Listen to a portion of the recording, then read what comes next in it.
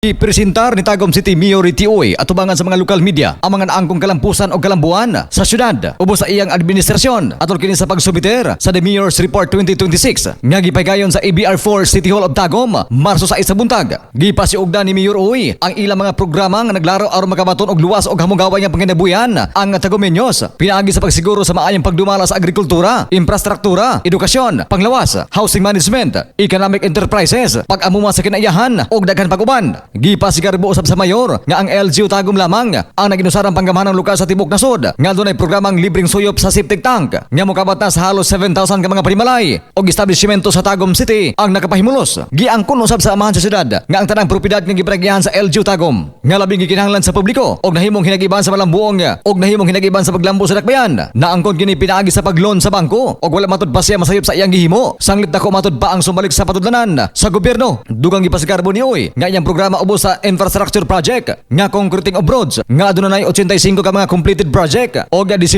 ka nagpadayon ang konstruksyon aron makabaton og tarong nga kalsada ang katawhan samtang ang construction of drainage nga adunay 31 ka mga nahumang proyekto aron makunhuran matud pa ang pagbaha sa dakbayan panahon sa tag-ulan samtang ubay-ubay usab ang giablihang kalsada og ispalto nga dalan sa naglaing-laing dapit sa dakbayan. Kahinumduman human mibalik paglingkod si Uy isip mayor sa dakbayan, mibalik usab ang kalagsik sa ekonomiya og kalambuan pinaagi sa iyang mga inisyatiba og positibo nga mga programa para makabaton og limpyo galawas gikan sa sulod paingon sa gawas. Magsanton Gold Coffee Mix alang sa naghiusang Pilipino para sa Pilipinas, katropang Larsanyol, XFM News.